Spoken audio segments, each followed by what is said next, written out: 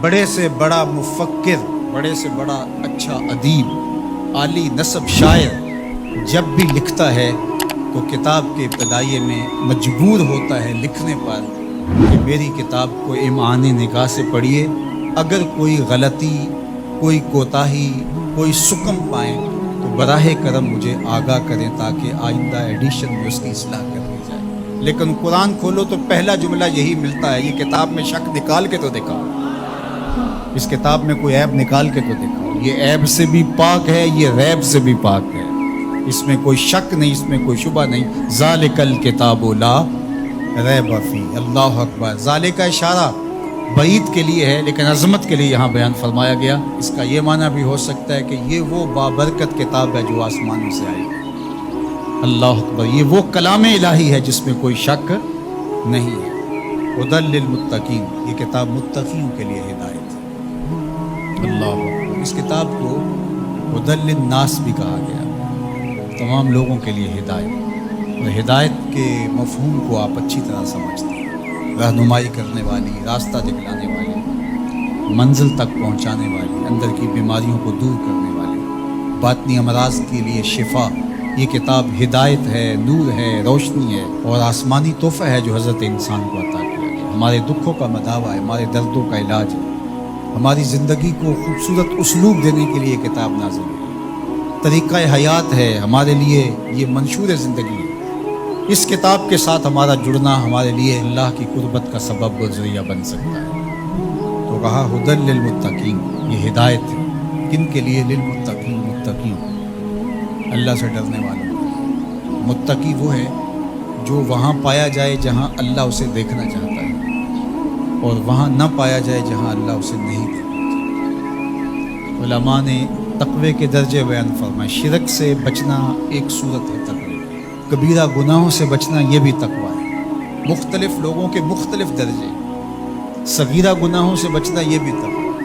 جتنا منصب بڑا ہوگا اتنا تقوی کا معیار بھی اس کو اتنا بڑا رکھنا پڑے گا۔ امام اعظم علیہ رحمہ، آپ کسی سے قرض لینا تھا تو دروازے کو دستک دے کے آ کے گلی میں دھوپ میں کھڑے ہو گئے، تو کسی نے کہا سر دیوار کا سایہ پڑ رہا ہے تو آپ یہیں کھڑے ہو جائیں۔ کہا مقروض سے نفع حاصل کرنا یہی سود ہوتا ہے، تو میں اس ڈر سے سائے میں نہیں کھڑا ہو رہا کہ یہ کہیں مبادہ سود نہ بنے۔ تو مختلف لوگوں کا مختلف تقویٰ ہوتا ہے۔ اللہ اکبر۔ تو شرک سے بچنا عام لوگوں کا تقویٰ یہ ہے، کبیرہ گناہوں سے بچنا تقوی کی یہ صورت ہے، صغائر سے بچنا یہ بھی ایک صورت ہے، لیکن ہر وہ شے جو خدا سے غافل کر سکتی ہو اس سے بھی بچنا یہ اللہ والوں کا تقویٰ۔ اتقاء کا نور جو رکھنے والے ہیں قرآن، اس کے لیے ہدایت ہے۔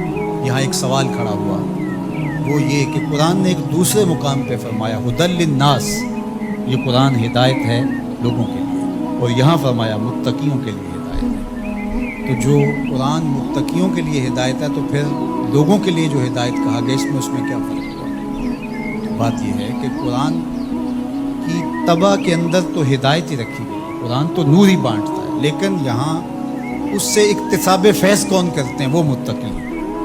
قرآن ہے ہدایت، سراپا ہدایت، لیکن جو کفار ہیں، مشرکین ہیں، وہ اس ہدایت کے سرچشمے سے کچھ حاصل نہیں کر پاتے، اس سرچشمے کے پاس بیٹھ کر کے بھی اندھیرے میں رہتے ہیں، لیکن جو متقی ہیں وہ قرآن سے نور حاصل کر کے اپنی زندگی میں چراغاں کرتے ہیں، یعنی اکتساب ہدایت متقی کرتے ہیں۔ لیکن قرآن مجید جو ہے وہ سراپا ہدایت ہے، وہ سب کے لیے۔ اگر کافر بھی ہدایت لینا چاہے تو قرآن اس کو بھی دے گا، لیکن اگر وہ نہیں لینا چاہتا بلکہ اس کی ضد بڑھتی ہے، اس کے اندر جو ہے وہ حسد بڑھ جاتا ہے، اس کی دشمنی بڑھ جاتی ہے۔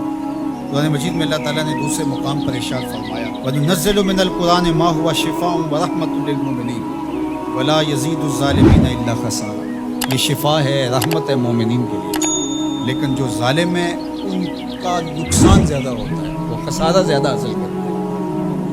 يُضِلُّ بِهِ كَثِيرًا وَيَهْدِي بِهِ كَثِيرًا۔ اسی قرآن سے کچھ ہدایت لیتے ہیں اور اسی قرآن سے کچھ گمراہ ہوتے ہیں۔ تو قرآن کا قصور تھوڑا ہے۔ باراں کے در لطافت تبش خلاف نیز، در باغ لالا رویت و در شورا بوم خاص۔ بارش کی فطرت کے اندر، طبع کے اندر کوئی اختلاف نہیں، اس کے فردوس بدامہ قطروں کے اندر زندگی ہے، نور ہے، تازگی ہے، لطافت ہے، برکت ہے، حیات ہے۔ لیکن وہی بارش جب باغ میں برستی ہے تو لالا کے پھول پھوٹتے ہیں، گلاب مہکتے، کلیاں چٹکتی ہیں، یاسمین، نسرین، نسترن اور چنبیلی کے پھول بہار دیتے ہیں۔ اور وہی بارش جب گندگی کے ڈھیر پہ برستی ہے تو تعفن پھیلتا ہے، بدبو پھیلتی ہے۔ تو اب قصور بارش کا ہوا یا اس گندگی کے اندر چھپی ہوئی غلاظت کا؟ اس لیے قرآن ہے شفا، سراسر شفا ہے، سراسر نور ہے، سراسر روشنی ہے۔ لیکن اس کے لیے کیسے ہوگا جس کے اندر کفر کی بدی چھپی ہوئی ہے اور وہ جس سے روشنی لینا ہی نہیں چاہ رہا۔